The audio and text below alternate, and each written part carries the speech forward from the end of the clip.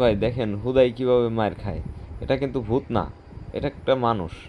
উনি আরামে ঘুমোচ্ছিল, এই ছোট বাচ্চাটা তাকে কালি দিয়ে সুন্দর করে সাজিয়ে দিছে। এখন গিয়ে তার বাচ্চাটা তার বাবার কাছে কমপ্লেন করছে যে আম্মু ওখানে এরকমভাবে শুয়ে আছে কালি নিয়ে বিছনায়। বাবা তো সেই রেগে মেগে ফায়ার। এবার বাবা কি করবে? বাবা বেল্ট নিয়ে গেল, গিয়ে দেখে যে আ ওখানে কে? বাবা তো ভয়ে কাতো, ভূত।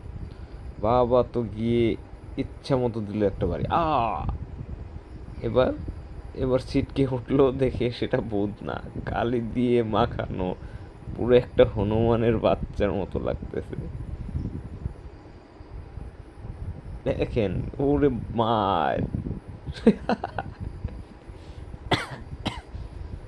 ছেড়ে দে বাবা, কান্দে বাসি, কি লাভ রে ভাই, বলার কিচ্ছু নাই।